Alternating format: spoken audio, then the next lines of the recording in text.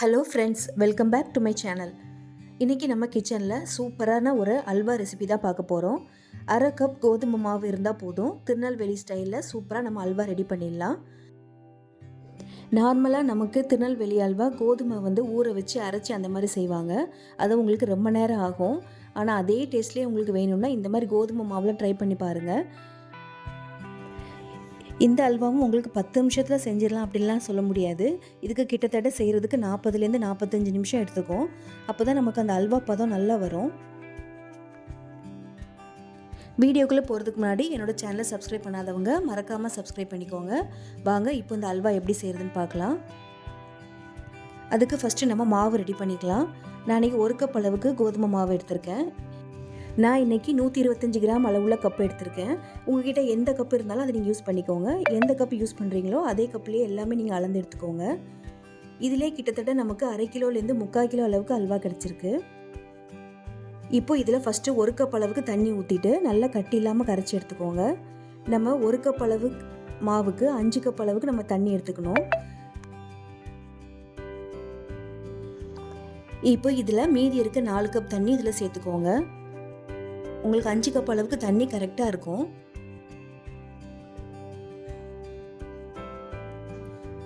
இப்போ நம்ம எல்லா தண்ணியும் சேர்த்தாச்சு. இப்போ இதை நல்லா கரைச்சி எடுத்துக்கலாம். இதே இது நீங்கள் சப்பாத்தி மாவு மாதிரி பிசைஞ்சு அதை ஒரு 5லேருந்து 6 மணி நேரம் ஊற வச்சு கூட செய்வாங்க. ஆனால் அதை விட இது ரொம்ப சிம்பிளான மெத்தடில் அதே டேஸ்ட்லேயே நம்ம இன்றைக்கி செய்ய போகிறோம். இது கூட ஒரு பிஞ்ச் அளவுக்கு உப்பு சேர்த்துக்கோங்க. உப்பு சேர்த்துட்டு மறுபடியும் நல்லா கலந்து விட்டுக்கலாம். இப்போ பாருங்கள், நல்லா நம்ம கலந்து எடுத்துக்கிட்டோம். இந்த மாதிரி நமக்கு தண்ணியாக இருக்கும். இப்போது இதில் நம்ம கலர் எதுவும் சேர்க்க போகிறதில்ல. கலருக்காக நம்ம இன்றைக்கி சர்க்கரையை நம்ம கேரமல் பண்ண போகிறோம். நான் 1/2 கப் அளவுக்கு சர்க்கரை எடுத்துகிட்டு 1 ஸ்பூன் அளவுக்கு மட்டும் தண்ணி சேர்த்துக்கோங்க. சேர்த்துட்டு இதை அப்படியே விட்டுருங்க. ஒரு 4லேருந்து 5 நிமிஷத்தில் நல்ல கலர் மாதிரி வந்துடும். இதுவே நம்ம சேர்த்தாலும் நமக்கு அல்வாக்கு நல்ல பெர்ஃபெக்டான கலர் நமக்கு கிடச்சிரும். இதை அப்படியே ஒரு ஓரமாக எடுத்து வச்சுருங்க. இப்போது ஒரு பேனில் 2 ஸ்பூன் அளவுக்கு நெய் சேர்த்துக்கோங்க. ஒரு கைப்பிடி அளவுக்கு முந்திரி பருப்பு நீங்கள் இதில் வறுத்து எடுத்துக்கோங்க.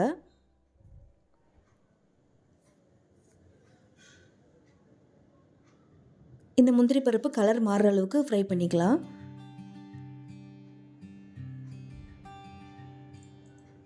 இப்போ பாருங்கள், முந்திரி பருப்பு நல்லா ஃப்ரை ஆகி வந்துருச்சு. இப்போ இதை தனியாக எடுத்து தட்டில் வச்சுக்கோங்க.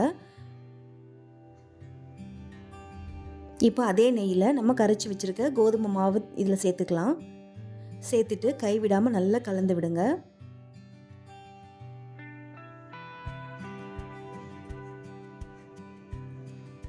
இப்போ இந்த மாவு வெந்து வர்றதுக்கு ஒரு 4லேருந்து 5 நிமிஷம் நமக்கு எடுத்துக்கும்.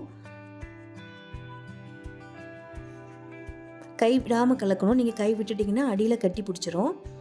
இப்போ பாருங்கள், ஒரு 4லேருந்து 5 நிமிஷத்தில் இந்த மாதிரி மாவு கொஞ்சம் திக்காகி வந்திருக்கு. இப்போ பாருங்கள், இந்த அளவுக்கு நமக்கு வெந்து வந்திருக்கு.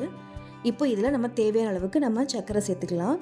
நம்ம ஏற்கனவே 1/2 கப் அளவுக்கு சர்க்கரை கேரமல் எடுக்கிறதுக்காக எடுத்துருக்கோம். இப்போ இது கூட எக்ஸ்ட்ரா 2 கப் அளவுக்கு நீங்கள் சர்க்கரை சேர்த்துக்கோங்க. இது உங்களுக்கு கரெக்டான இனிப்பில் இருக்கும். இப்போ இதில் சர்க்கரை சேர்த்துட்டு நல்லா கலந்து விடுங்க. இப்போ இந்த சர்க்கரை எல்லாமே நல்லா கரைஞ்சி வரணும். கரைஞ்சி இது மறுபடியும் நல்லா தண்ணியாகி வந்துடும். இப்போ பாருங்கள், நல்லா சர்க்கரையும் நல்லா மிக்ஸ் ஆகி வந்திருக்கு. இப்போ நம்ம கேரமல் எடுத்து வச்சுருக்கோம்ல, அதை இதில் நம்ம சேர்த்துக்கலாம். நமக்கு இந்த கேரமல் ரெடி ஆகிறதுக்கு ஒரு 4லேருந்து 5 நிமிஷம் ஆயிருக்கு. இப்போ இதை நம்ம இந்த அல்வா கூட நம்ம சேர்த்துக்கலாம். சேர்த்துட்டு இதை நல்லா கலந்து விடுங்க. இப்போ நமக்கு கலர் ரொம்ப லைட்டாக இருந்த மாதிரி தான் இருக்கும். டைம் ஆக ஆக நமக்கு நல்லா அந்த அல்வாவோட கலர் நமக்கு வந்துடும்.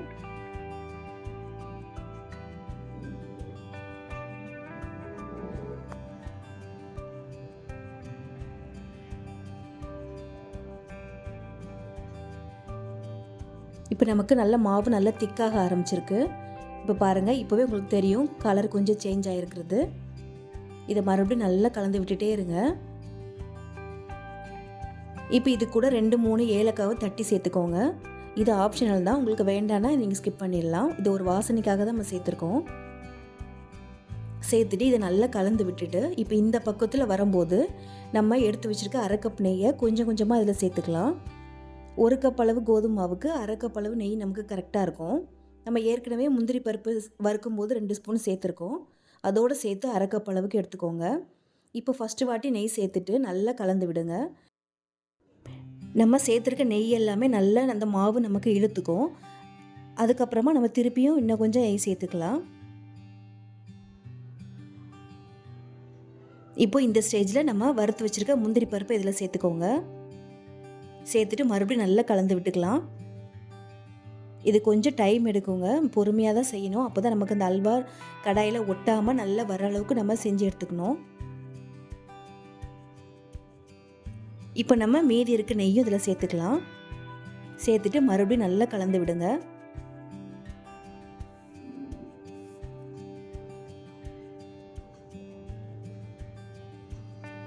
இன்னும் நமக்கு நல்லா இறுகி வரணும். அப்போ தான் நமக்கு அந்த அல்வா பக்குவம் வரும்.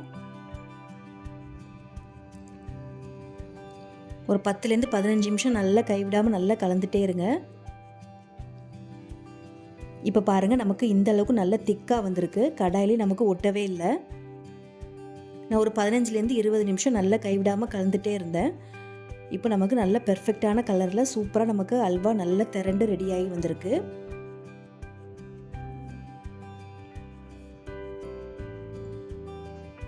பார்த்தீங்கன்னா உங்களுக்கே தெரியும், கடாயில் எதுவுமே சுத்தமாக ஒட்டவே இல்லை, நல்லா ரெடி ஆயிடுச்சு. நம்ம அல்வா செய்கிறது ரொம்ப கஷ்டமான வேலை, ரொம்ப நேரம் எடுக்கும் அப்படின்னு நம்ம நினச்சி செய்யாமல் விட்டுருவோம். ஆனால் அது ரொம்ப ஈஸியான மெத்தட் தான். இந்த அல்வா நீங்கள் ரெடி பண்ணுறதுக்கு ஒரு 45 மினிட்ஸ் கண்டிப்பாக ஆகுங்க. ஆனால் டேஸ்ட்டு ரொம்ப சூப்பராக இருக்கும். நான் இன்றைக்கி செஞ்சு காட்டியிருக்க மெத்தடில் கண்டிப்பாக நீங்கள் ட்ரை பண்ணி பாருங்கள். அடிக்கடி நீங்கள் இந்த அல்வா நீங்கள் ட்ரை பண்ணுவீங்க. என்னோடய வீடியோ உங்களுக்கு பிடிச்சிருந்தனா மறக்காமல் என்னோடய சேனலை சப்ஸ்கிரைப் பண்ணிக்கோங்க. இந்த வீடியோவுக்கு ஒரு லைக் பண்ணி ஷேர் பண்ணுங்கள். தேங்க்ஸ் ஃபார் வாட்சிங்.